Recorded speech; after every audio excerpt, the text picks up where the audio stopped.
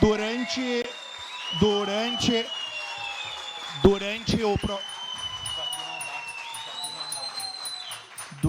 o processo de votação, caberá à vereadora ou vereador que desejar até 2 minutos para declarar seu voto.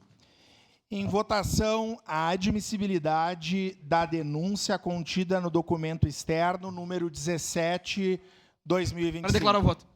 Para declarar o voto, Para declarar o voto, vereador presidente. Cláudio Libardi. Presidente, muito obrigado pela palavra. Para mim, são duas coisas que são importantes nesse dia de hoje. Primeiro, que eu sou um ferrenho defensor do Estado Democrático de Direito. E segundo, que eu sou um ferrenho defensor da dignidade da pessoa humana. E hoje eu me vejo num confronto significativo que quase me impediu, no último período, de dormir essa noite. Porque, de um lado, eu tinha uma vontade tremenda, ele admito, de votar para admitir o processo do senhor. Acho que o senhor tem que responder pelo que o senhor fez aqui. E acho que o Ministério Público, quando se faz a comunicação de um crime, cabe investigar. Se eu quiser denunciar o senhor e devo fazê-lo à tarde, eu denuncio. Se o senhor quiser me denunciar, o senhor me denuncia. Agora, ninguém vai cercear o direito de, quando acredita que outro cometeu um crime, e aqui acredita, porque não sou eu que imputa crime, é o Ministério Público, de lhe denunciar. Eu acho que o senhor incorreu efetivamente numa supressão de dignidade humana, e acho que o senhor deve responder por incorrer. Mas eu acho que essa casa não é competente para que o senhor responda aqui.